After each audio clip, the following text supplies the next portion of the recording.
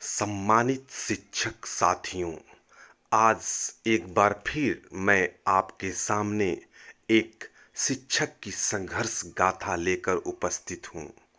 आप सभी से निवेदन है कि इस चैनल को सब्सक्राइब करें, लाइक करें और शेयर करें। आप हैं मऊ जनपद की शिक्षा क्षेत्र कोपागंज में स्थित उच्च प्राथमिक विद्यालय भदसा की महिला शिक्षक श्रीमती आभा त्रिपाठी जी। श्रीमती आभा त्रिपाठी जी किसी परिचय की मोहताज नहीं है। मजबूत इरादों वाली दृढ़ निश्चयी श्रीमती आभा त्रिपाठी जी नौनिहालों के भविष्य को सजाने और संवारने का काम कर रही हैं। ये महिला सशक्तिकरण की एक अप्रतिम उदाहरण भी है। मिशन शक्ति से जुड़ी हुई श्रीमती आभा त्रिपाठी जी के लेख उम्मीद के रंग पुस्तक में भी प्रकाशित हुए हैं। न थकने वाली, न रुकने वाली, न हारने वाली, अपने कर्तव्य पथ पर बस आगे ही बढ़ने वाली दृढ़ निश्चयी अध्यापिका का नाम है श्रीमती आभा त्रिपाठी जी। आइए ऐसी अध्यापिका को हम उनकी ही जुबानी में सुनते हैं, समझते हैं और उन्हें सलाम करते हैं।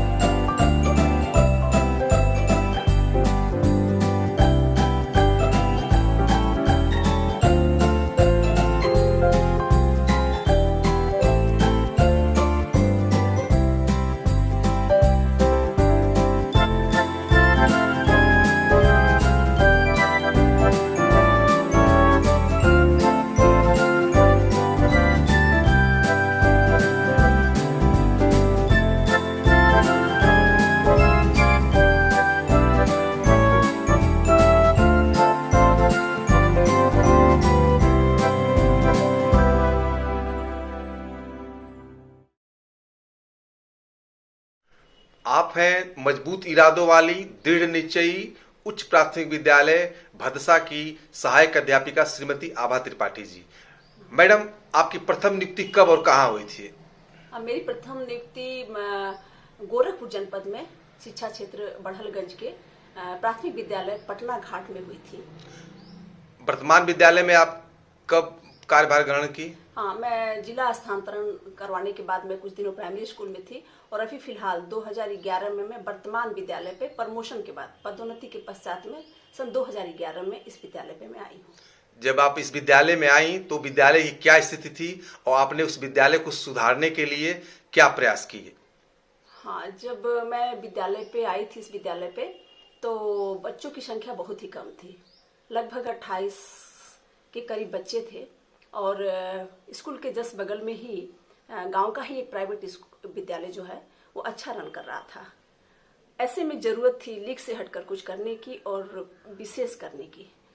इसके लिए मैंने अपने सभी स्टाफ को विश्वास में लेकर गांव के लोगों से, अभिभावकों से मिलकर के हम लोगों ने एक कार्य योजना बनाई और उस कार्य योजना को क्रियान्वित करने के लिए हम लोग बड़े मनोयोग से जुट गए।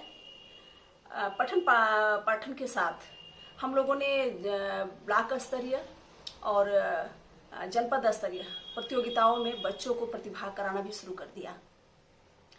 इससे बच्चों में जबरदस्त आत्मविश्वास और नेतृत्व के गुण उनके अंदर आया और परिणाम बेहद सार्थक रहा और बच्चों की संख्या लगभग 100 के करीब चली गई और बगल में चल रहा कॉन्वेंट स्कूल बंद हो गया। बच्चों ने ब्लॉक और जनपद स्तरीय, यहाँ तक कि मंडल और प्रदेश स्तरीय प्रतियोगिताओं में भी अपना परचम लहराया और आज ऐसी बच्ची रानी बिटिया जो है आज किसी परिचय की मोहताज नहीं, बहुत अच्छा उसने परफॉर्मेंस किया। और बाकी भी जो बच्चे थे हमारे विद्यालय के, जैसे कि सलोनी, नम्रता, श्रीकांत, गौतम, इवन सालिनी बिटिया जो आज बीएचयू जैसे टॉप यूनिवर्सिटी में पढ़ाई कर रही है ग्रेजुएशन की, तो ऐसे बच्चों ने समय समय पर विद्यालय का नाम रोशन किया और हम लोग को गौरवान्वित किया। चूँकि बच्चों के ज्ञान से ही हमारी पहचान है। बच्चे जब सम्मानित होते हैं तो कहीं ना कहीं हम सम्मानित हो रहे होते हैं। बच्चों ने बहुत अच्छा प्रदर्शन किया और आज भी हम बड़े मनोयोग से लगे हुए हैं। आपके विद्यालय की छात्र छात्राएं जो है कि उपलब्धियां क्या है, विस्तार से बताइए। हाँ, मेरी बच्चियों और बच्चों की उपलब्धियां अच्छी रही है। 2016 में बच्चों ने ब्लॉक स्तरीय प्रतियोगिता, क्योंकि 2016 के पहले प्रतियोगिता ये रैली जो है बंद थी, जब 16 में शुरू हुई तो पहली बार में ही बच्चों ने ब्लॉक स्तर पर बहुत अच्छा परफॉर्म किया और कई प्रतियोगिताएं बच्चों ने जीती। 2017 में विद्यालय की छात्रा ब्लॉक स्तर, जनपद स्तर, मंडल स्तर और प्रदेश में भी गोल्ड लेकर के आई मेरी विद्यालय की छात्रा रानी यादव। दौड़ में जी, 100 मीटर दौड़ में गोल्ड मेडल लेकर के आई वो। 2018 में बच्चों की प्रतियोगिता, छात्रों की प्रतियोगिता मंडल स्तर तक अंत्याक्षरी की गई थी। 2018 में ही महिला समाख्या द्वारा आयोजित जनपद स्तर का जो कला प्रतियोगिता थी, जिसमें कानूनी शहर के मऊ जनपद के अनेक कानूनी स्कूल के बच्चे भी प्रतिभाग किए थे, उस प्रतियोगिता में हमारी बच्ची पोस्टर प्रतियोगिता और चित्रकला प्रतियोगिता में प्रथम आई थी। 2018 में ही बेसिक क्रीड़ा प्रतियोगिता में रानी यादव ने न सिर्फ ब्लॉक स्तर बल्कि जनपद और मंडल स्तर पर व्यक्तिगत चैंपियनशिप जीत करके प्रदेश में गोल्ड लेकर के आई। और 2019 में भी 2-3 प्रतियोगिताओं में बच्चों ने मिशन पहचान की परीक्षा में बच्चों ने प्रथम और द्वितीय स्थान प्राप्त किया ब्लॉक स्तर पर। निबंध प्रतियोगिता में कुमारी रागिनी ने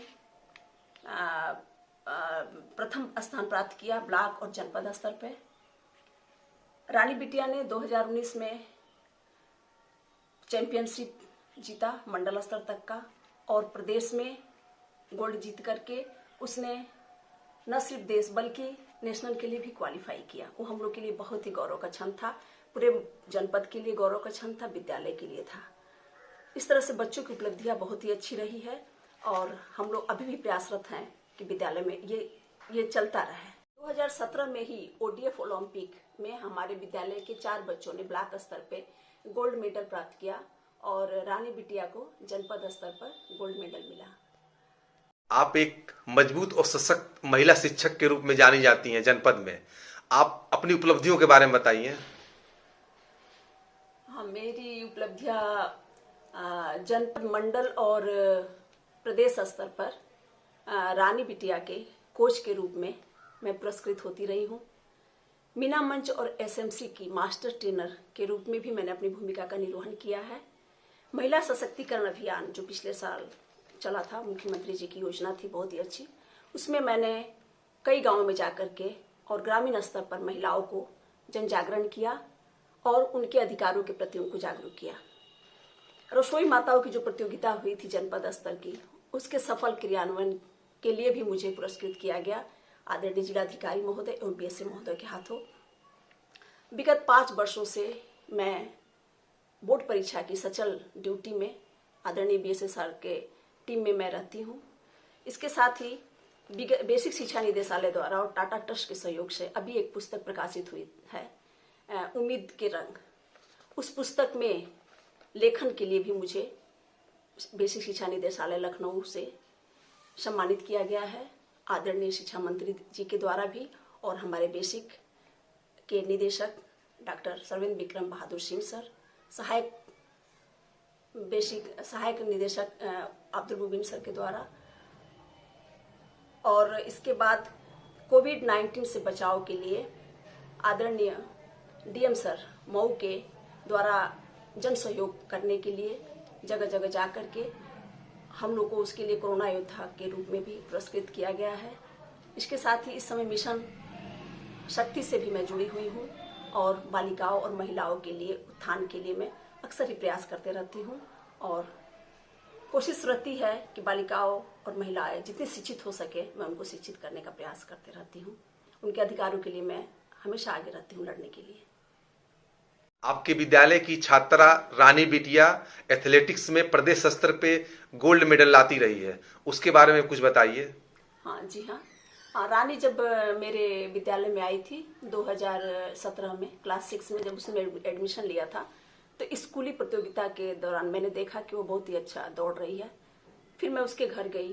वहाँ जाने पर पता चला कि रानी बेटी बचाओ बेटी पढ़ाओ की ज्वलंत उदाहरण है, क्योंकि उसकी माँ ने बताया, रानी 4 बहन है, सबसे छोटी अपनी बहनों में, और उसकी माँ को इसलिए मायके भेज दिया गया था कि वो सिर्फ बेटियां पैदा करती है, बेटा नहीं। मैंने उसी समय ठान लिया कि मैं इसके साथ लगूंगी और मैं प्रसिद्ध धावकाओं का ऑडियो वीडियो क्लिप दिखा करके और मैंने उसका मनोबल बढ़ाना शुरू किया। उसका अभ्यास रंग ले आया, मेरी मेहनत रंग ले आई और रानी न सिर्फ ब्लॉक स्तर पर बल्कि जनपद और मंडल के साथ ही प्रदेश स्तर पर भी गोल्ड लेके आई और उसने नेशनल के लिए भी क्वालिफाई किया। ये बहुत बड़ी जीत थी हमारी। मैडम, आप परिषदीय प्राथमिक और उच्च प्राथमिक विद्यालय के सम्मानित शिक्षकों से क्या कहना चाहेंगे, उनको क्या संदेश देना चाहेंगे? जी, मैं यही कहना चाहूँगी कि अधिकारों के प्रति जितना हम सजग रहते हैं, यदि अपने कर्तव्यों के प्रति भी सजग रहें तो बहुत कुछ कर सकते हैं। ये मान के चले, इच्छा शक्ति यदि प्रबल हो तो संसाधन कोई मायने नहीं रखता। और जैसा कि सर कहा ही करते थे, कोशिश करने वालों की कभी हार नहीं होती। कोशिश करेंगे हम, सब कुछ मुमकिन होगा। मऊ है तो मुमकिन है। शिक्षक तुझे सलाम में आपको बात करने के लिए धन्यवाद।